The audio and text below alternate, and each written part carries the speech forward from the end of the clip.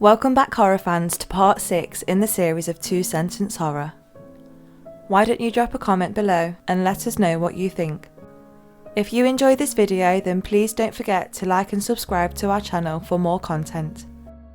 Are those mosquito bites on your legs? Mum asked.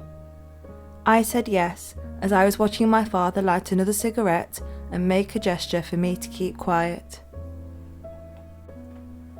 I always fall asleep holding my wife's hand. I'll bury it with the rest of her body when I'm ready.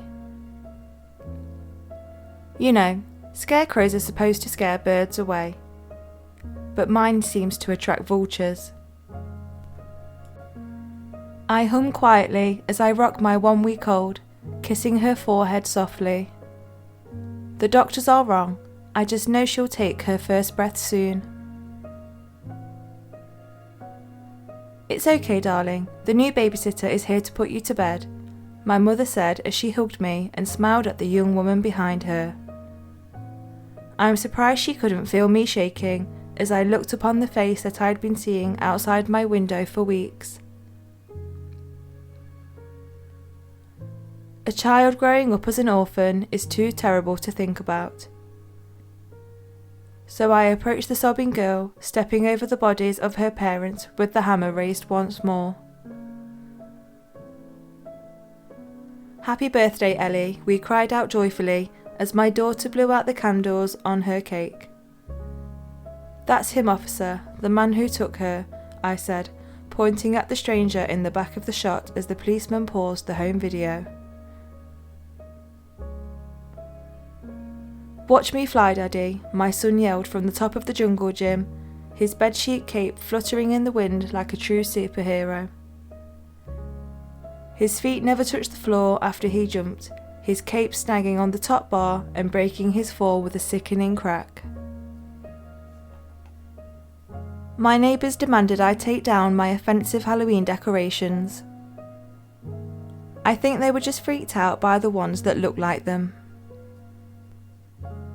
Through the orphanage it crept, silently in the darkness, killing the children in their sleep as they dreamed of better lives with new parents.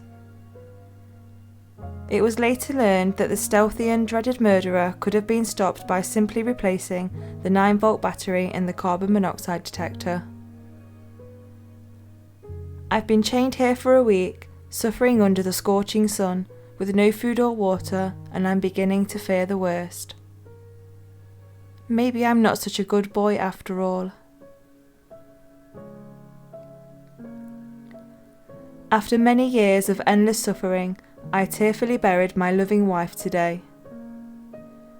She insisted that she wasn't actually dead, but that bitch tells lies. She stood weeping before the closet where her son hung lifeless from a belt, and she cried out how. He'd been completely paralysed since birth. Count backwards from 100, said the dentist. As I slipped into unconsciousness, I saw the hand that held the drill drift from my mouth to my eye. I've learned to love my body the way it is. After all, it was so difficult to find a suitable host. It took 5 minutes and a screwdriver, but the cap finally came loose with a satisfying pop. Now for the other knee. Thanks again for listening, and stay safe in that creepy world out there.